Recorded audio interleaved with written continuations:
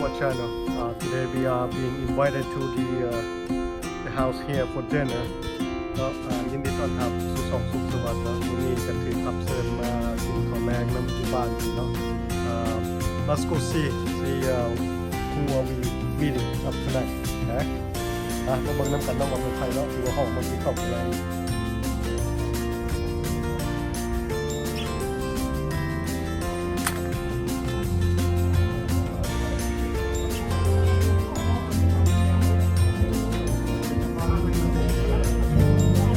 บ้านก็จะสวยงามเนาะ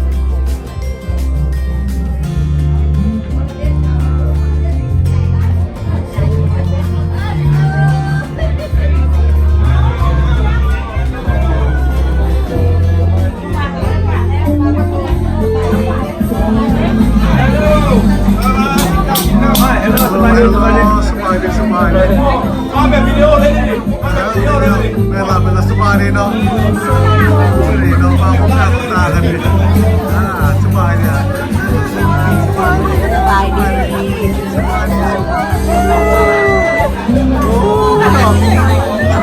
อันนี้ก็เป็นจอกอับเซิร์นนอนนี่ละเนี่ยก็ว่าท่านผู้ชมจะพูดว่าวันนี้บ้านใหม่เนาะ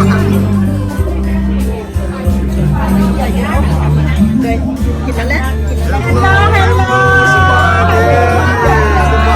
สบายดีเนาะวันนี้ก็ทุกราพบตากันเนาะวันนี้เนาะมาแบบไล่ด้วยตัวนี้ไล่ไม่ได้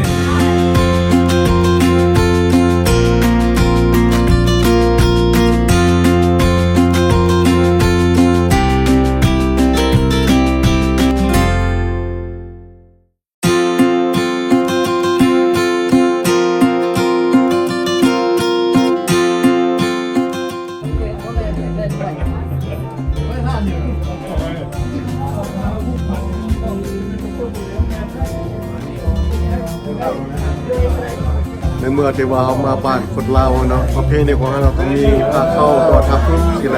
เราต้องนุ่งเด้อที่เข้าสลากันคนลาวเนาะคนสลากันได้แม่อันนี้ฮักแพงเนาะแม่อันนี้ใจน้ำน้องนมที่มา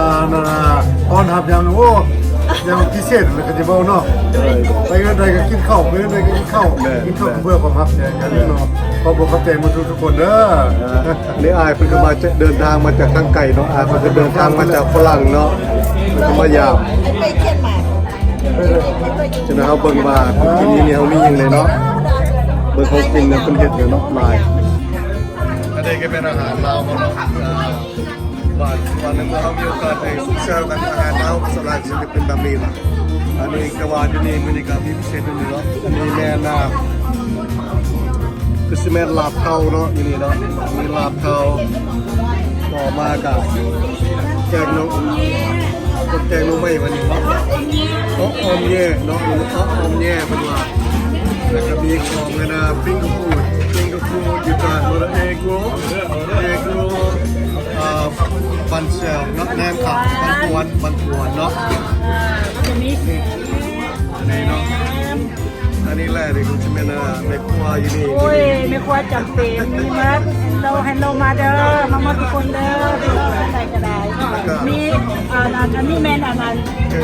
แกงกิเล็กอยู่หน้าบ้านเด้อนี่เด้อแกงกิเล็กปลาเสือเป็นมักดิบก็มีเนาะดิบก็มีก้อยปลาสดก้อยปลานี่แม่นมุกมกขี้ปลาเนี่ยมุกขี้ปลานี่อันนี้แมนไม่อย่างนี้คนอื่นส้มไข่ปลามีแหนมเนาะมีผักเข้าเลยบนนี้เป็นผักนี่ลาบเขาดีผักงามมักแห้งเนาะหลายอย่างของคุณหาจุดหน่อยมากินข้าวร่วมกัน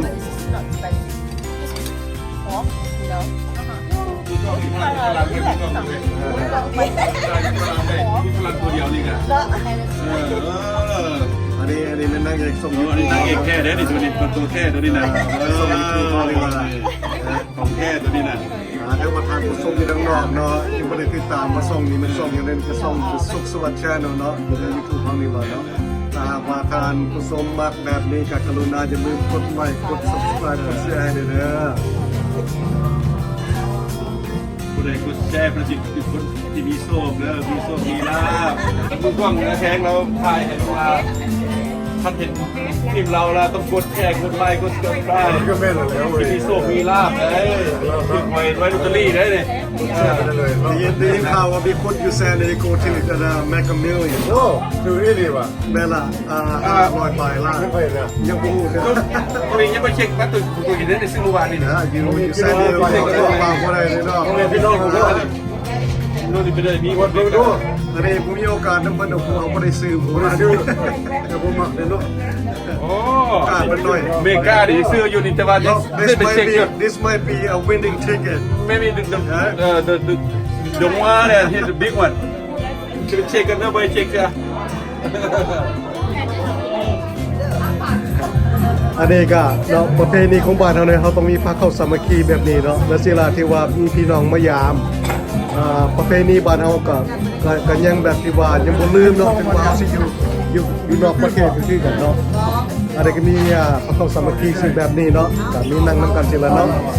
เบิ่งข้างเปียก็มีพี่น้องเขาอยู่นี่อันนี้แหละพี่น้องเขาแซเดียวโกนี่แหละเนาะ แนะนำตัวเองเลยเด้อ มีโอกาสแนะนำตัวเองซะว่าบางทีท่านผู้ชมอยู่ข้างนอกก็จะอยากได้ฮู้อยากได้ยินว่ามันเป็นอันนี้แล้วก็คนนี้เอื้อเพิ่นก็มาจากทางไกลเนาะเอื้อเพิ่นก็มาจากทางไกลมาจากฝรั่งเนาะอันนี้ก็ป้าเพิ่นก็มาจากทางไกลคือกันเนาะแต่เพิ่นก็เคยอยู่นี่เนาะประเทศได้ไทยแลนด์เวลาแล้วก็ต่อมาก็อันนี้ก็เฮาเป็นคนอยู่นี่นี่แล้วเนาะอันนี้ต้องขอโทษด้วยนึงนะที่ว่าใส่มือหน่อยนึงเนาะเพราะว่าสิให้แนะนำให้คนรู้คนเห็นเนาะอันนี้ก็เป็นไม่เพิ่นมาจากโอไฮโอเนาะ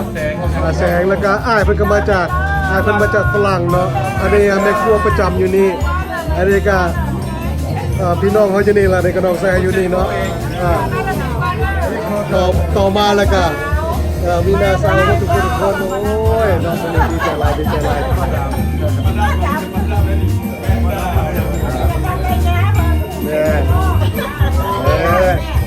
อันนี้เมียนายบ้าน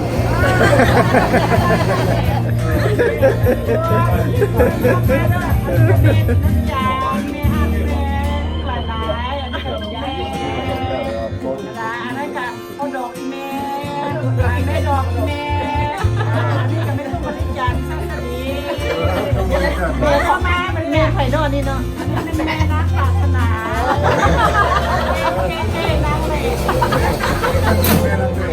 บายดีอันนี้เป็นน้องสายเด้อพี่น้องมาที่กรมที่ไกลเด้อจ้ะนะมาที่เมืองฝรั่งพุ่นแหละเด้อมาเยี่ยมมายามพี่นะพี่น้องอยู่ซานดิเอโก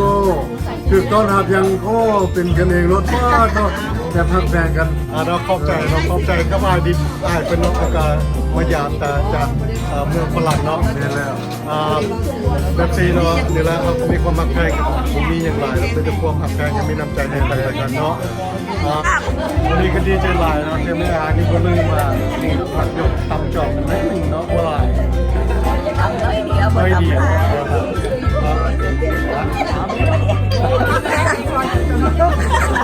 ไม่ใช่ด้วยนี่เนาะ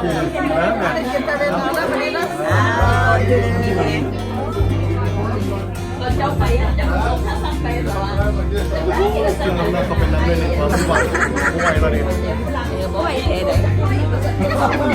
แล้วกินจะกี่โมงคน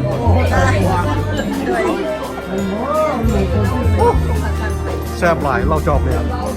แซ่บหลายพวกคมผักเนี่ยให้ทั้งสองคนเนี่ยปลายขนาดหวานสองคนเนี่ย เราบ้านไม่ตาย โมเมนต์บางนัดหวานเรา บ้านมาสนา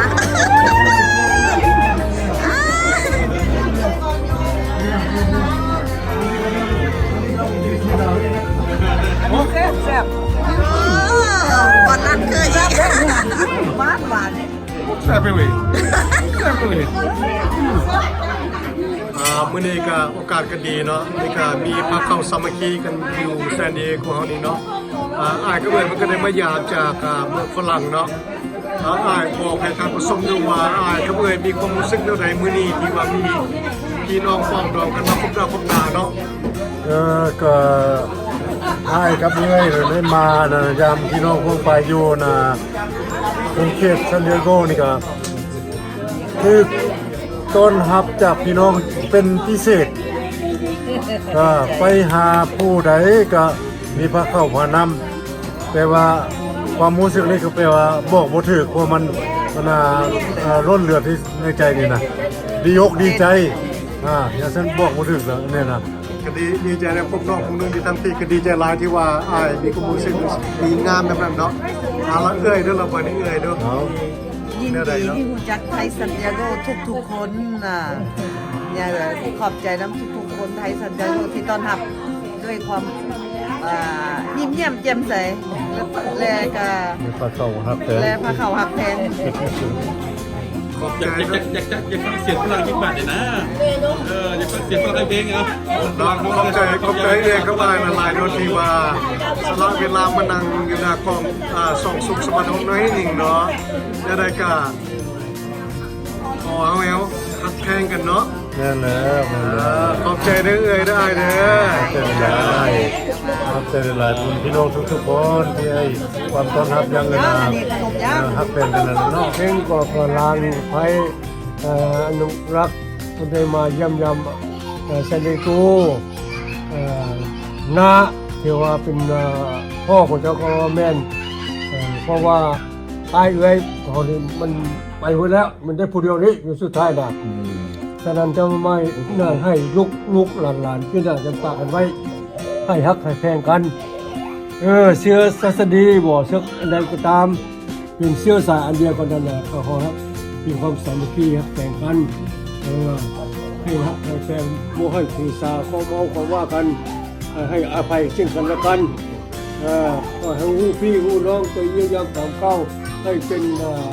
ฟามิลี่เดียวกันเป็นครับมื้อนี้เป็นมื้อพุ่นลานของเพลงพุ่นยินเลยครับไปโอไฮโอแล้วพลังการเที่ยวของพุ่นกันไปแคนาดาแล้วไปจับขึ้นมาแล้วไปเรื่องฝรั่งเพื่อก็เดินทางลงไกลฉะนั้นโอกาสสุดท้ายนี้ให้หลานทั้งสองคนกับเมื่อฮอดบ้านฮอดเมืองด้วยความสวัสดิภาพมีอายุมั่นขวัญยืนมีสุขภาพแข็งแรงปราศจากโรคภัยไข้เจ็บให้เห็นหน้ากันทุกปีนี้หน้าดีใจที่สุด คนเด้อขอบใจเด้อ Thank you for following and thank you for watching the Suksma channel. Please do subscribe, share and like. ขอบใจหลายๆเนาะที่ท่านผู้ชมติดตามส่งสุขสวัสดิ์ channel เนาะกรุณาอย่าลืมกดsubscribe กดไลค์กดแชร์ให้เด้อขอบใจหลายๆที่ติดตามอีกครั้งหนึ่งเนาะ